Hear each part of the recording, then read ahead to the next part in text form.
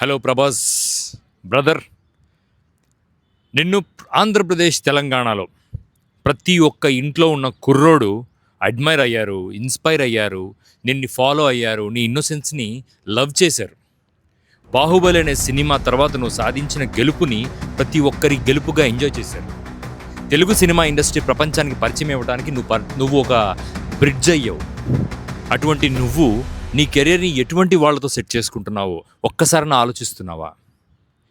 ఎవడో సినిమా ఇన్ఫ్లుయెన్స్తోనో, అఫ్లుయెన్స్తోనో, కులపిచ్చితోనో, పలానా హీరో నాకు తెలుసు, పలానా ప్రొడ్యూసర్ నాకు తెలుసు అని చెప్పి నీ దగ్గరికి వచ్చి పిచ్చి కథలు చెప్తే ఎందుకు యాక్సెప్ట్ చేస్తున్నావు?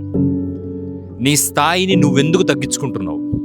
దేవుడు ఎవ్వరికి ఇవ్వని ఒక గౌరవాన్ని నీకు ఇచ్చాడు, ఒక గొప్ప స్థితిని నీకు ఇచ్చాడు. దానికి నువ్వు నీ పర్సనల్ లైఫ్ని కూడా త్యాగం చేసావు. అది చాలామందికి తెలియకపోవచ్చు, కానీ అది త్యాగం చేసావు. మరి దానికి ప్రతిఫలంగా ఎవడో లాభపడటం ఏంటి? ఎవడో గొట్టంగాళ్ళు లాభపడటం ఏంటి? Are they worth getting the are of your success? ఆలోచించుకో. ఒక డైరెక్టర్ని సెలెక్ట్ చేసేటప్పుడు ఆలోచించుకొని సెలెక్ట్ చేసుకోనయ్యా. ఎందుకంటే ఇది మిగతా హీరోలకు చెప్పం మేము, నీకు మాత్రమే చెప్పడానికి. నీకు మాలాంటి ఫ్యాన్స్కి ఉన్న కనెక్షన్ అటువంటిది.